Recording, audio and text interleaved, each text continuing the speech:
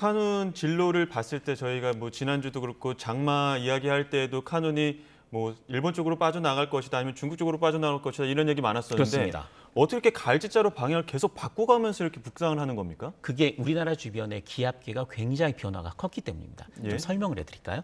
그래픽을 보면서 그 뒤에 그 경로를 보면 조금 더 예. 이해가 쉬우실 텐데요.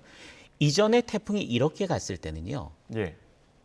중국으로 들어가는 걸로 생각을 했습니다. 그러니까요. 그때는 예. 북태평양 고기압이 이렇게 확장을 하고 있기 때문에 못 뚫고 들어가는 걸로 생각을 했다는 거죠. 예. 그런데 여기에 왔었을 때, 이 지점에 왔었을 때입니다.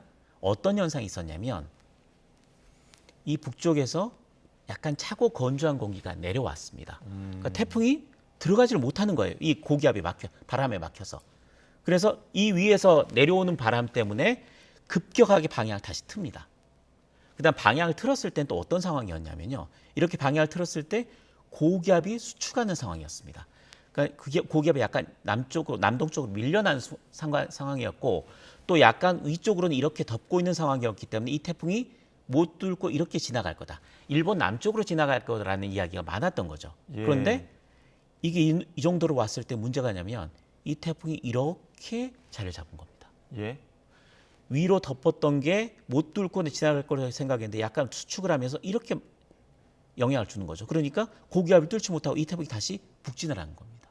그러니까 우리나라 주변 기압계가 여러 가지 변화를 보이면서 그 상황에서 이 태풍이 결론적으로는 지그재그로 움직이다가 한반도로 태풍의 길이 열리면서 바로 우리나라에 영향을 주는 그런 최악의 경로를 택하게 된 겁니다. 근데 이제 지금까지의 경로를 보게 되면 지그재그로 종잡을 수 없을 정도로 굉장히 갈지자를 보이고 있는데 희망입니다만 한반도로 북상하다가 지금과 같이 갑자기 예측하지 못할 방향으로 틀 수도 있는 겁니까? 아쉽게도 그럴 가능성 상당히 드뭅니다. 예. 지금 진로도 잠깐 보면 설명을 해드리죠. 예.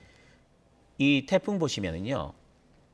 이 태풍 진로도 기본적으로 기상청이 예측하는 진로도가 이렇게 있습니다. 그런데 이 안쪽에 보면 이렇게 빨간색으로 표시되어 있는 이 두 선이 보이실 겁니다. 예. 이게 뭐냐면 태풍이 70% 확률로 여러 가지 태풍 모델이 있잖아요.